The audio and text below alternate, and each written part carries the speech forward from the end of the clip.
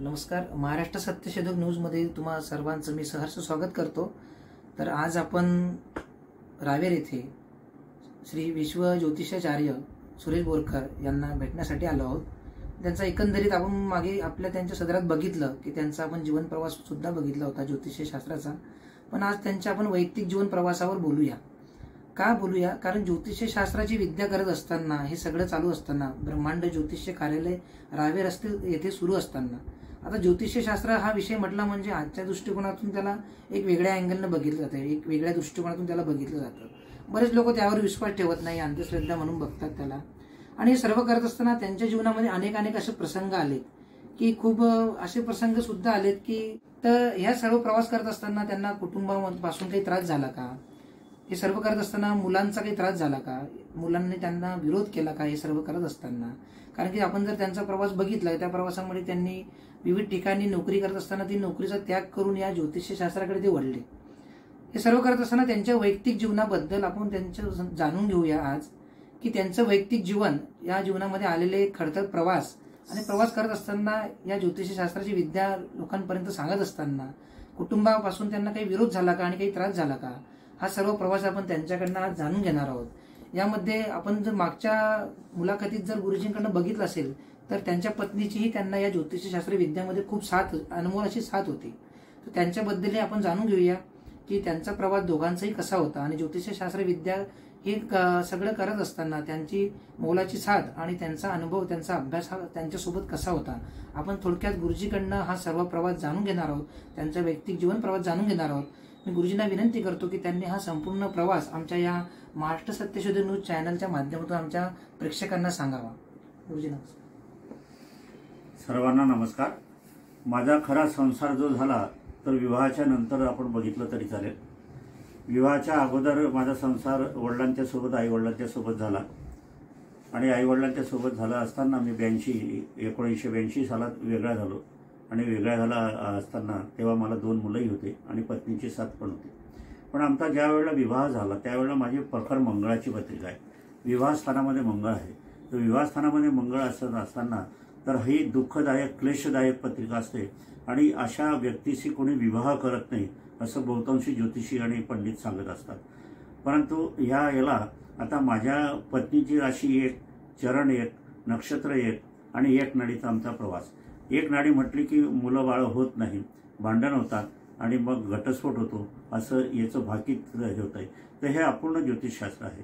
खरं तर गुणमिलनावर भरोसा ठेवला नाही पाहिजे. गुणमिलन हे कुठल्याही ज्योतिषशास्त्रात नाही. कुंडली मिलनातूनच विवाह करा आणि आमचा विवाह कुंडली मिलनातून झाला आहे. आमचे केवळ 8 गुण होते, 1 नाडी होती. आज मला 2 मुलं आहे आणि 4 नातू आहे आणि 1 पंथी पण आज झालेली आहे. माझा संसार इतका स्वर्ग सुखाचा आहे. माझा एक मोठा मुलगा अलंकार बोरकर आहे, त्याचं ज्वलंत शाप आहे आणि दुसरा मुलगा विक्रम बोरकर आहे, त्याचंही ज्वलंत शाप आहे. आम्ही एकत्रित नांदतो आणि सुखाचा संसार आहे. एक सुनबाई अमरावतीची आहे, एक सुनबाई मुंबईची आहे. मोठ्या शहरातून ते खेड्याकडे आले आहे आणि सुखात संसार करत आहे. आजकाल जर आपल्या रावेरच्या म्हणा की कुठल्याही जळगावच्या म्हणा मुली जर पुण्याला सुद्धा नाकारता आहे, फॉरेनच्या त्यांच्या गोष्टी असतात, पण माझ्या ज्या सुना आहेत त्या दोघंही इथे सुखात नांदत आहे, त्याबद्दल वाद नाही. तर आमची सौ निर्मलाबाई बोरकर आणि आमचा संसार जो झाला तर जेवणाच्या वेळेला, आपला विवाहाच्या वेळेला आपण एका ताटात जेवतो, एकमेकाला घास भरवतो. त्या दिवसापासून आम्ही आज पावतर, शेवट पावतर आम्ही एका ताटातच जेवत होतो. आणि शेवटी ते अंथरुणावर खेळली. तर अंथरुणावर खेळत असताना दवाखान्याचं ताट येत होतं. तर दवाखान्याचं ताट येत असताना आम्ही एका ताटातच शेवट पावतर जेवलो. ही आहे आमची कथा. माझी मुलं पण त्याचप्रमाणे वागतात. दोघंही एका ताटात जेवतात आणि एकमेकाला घास भरवतात. असा माझा जीवनाचा संसार आहे. संसार करत असताना मला माझ्या पत्नीची अगदी अतोनात साथ मिळाली. अतोनात एवढी साथ मिळाली, ती 4थी वर्ग तिचा होता, परंतु तिची बुद्धी अफाट होती. तिची बुद्धी एवढी अफाट होती की मी छोटा आहे, बुद्धीने मी कमी आहे असं मला अनेकदा जाणवलं. कारण ज्या वेळेला कलकत्त्याला अधिवेशन झालं असताना त्या कलकत्त्याच्या अधिवेशनामध्ये माझा 2 नंबर आला. तिला तर 2 नंबर झाला तर तिला क्लेश झाले की तुमचा तर 1 नंबर व्हायला पाहिजे. मग त्यावेळेला 51,000 रुपये तिथे तपासणीची फी होती. 51,000 रुपये दिले तर मी म्हटलं 51,000 आपले चालले जातील. ते म्हणे गेले तरी चालेल, पण मला कळू द्या की तुम्ही कुठल्या याच्यामध्ये मागे राहिले म्हणून. आणि मग नंतर ते पत्रिका ओपन केली तर ती विवाहिताची पत्रिका होती आणि विवाहितीला तिला 2 मुलं होते आणि त्यांनी सौभाग्यवती लिहिलं होतं आणि मी कुमारिका लिहिलं होतं. तर आणि हा तिनं धागा पकडला की जन्मतःच कुमारी असते आणि म्हणून ही कुमारिकाची पत्रिका आहे, विवाहिताची पत्रिका लिहिण्याचं कारण नाही, म्हणून माझ्या पतीलाच नंबर 1 मिळाला पाहिजे. आणि त्याप्रमाणे मी 2 नंबरचा 1 नंबर झाला आणि सोन्याचं मुकुट मला त्यावेळेला मिळालं आणि महामंत्रीपद आणि विश्वज्योतिषाचार्य पदवी त्याला मिळाले.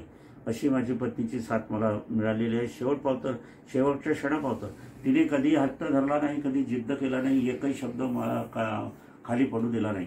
आम्ही हॉटेलमध्ये गेलो, थाळीचं जेवण असलं तर आम्ही त्याला सांगत होतो की ते 2 थाळीचे पैसे घे पण आम्हाला एकच थाळी वाढ. असा आमचा जीवनाचा प्रवास शेवटपावतर झाला.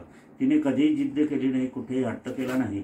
आणि ज्या वेळेला समजा हरतालिका असली, वटसावित्री असली तर ती ही वटसावित्री हरतालिका त्यावेळेला मात्र माझा आग्रहाने मला बाथरूममध्ये नेऊन मला आंघोळ घालायची आणि चंदन गिंदन लावून आंघोळ करायची आणि माझा नमस्कार करूनच ती पुढे जायची. कधी तिने वडाची पूजा केली नाही, कुठे हे केलं नाही. पण ती श्रद्धावान होती, माझ्याशी एकनिष्ठ होती. पण ती आता निघून गेली आहे. मला फार उणीव तिची भासते आहे, पण ते तिचं काही कार्य अपुरं आहे. तिनं मला सांगून ठेवलेलं आहे, ते मला पूर्ण करायचं आहे. एवढ्यासाठी मी जीवन कंठत आहे. असा हा प्रवास माझा चालू असताना माझी नातू MD आहे, DY पाटीलला MD करत आहे आणि दुसरा नातू उदयपूरला आहे, तो पण MD करत आहे. असा माझ्या जीवनाचा प्रवास आहे. अगदी सुखावह प्रवास आहे. माझ्या सुना अत्यंत चांगल्या आहे, मुलं पण अत्यंत चांगलं आहे. एक आदर्श आहे आणि आदर्श माझी पत्नी पण होती आणि आदर्श माझा संसार आहे. असा आहे. धन्यवाद गुरुजी. आपण सर्व हा प्रवास त्यांचा या ठिकाणी गुरुजींच्या माध्यमातून ऐकला. तर महाराष्ट्र सत्यशोधक न्यूजच्या माध्यमातून मी गुरुजींचा या ठिकाणी खूप खूप आभार मानतो. नमस्कार.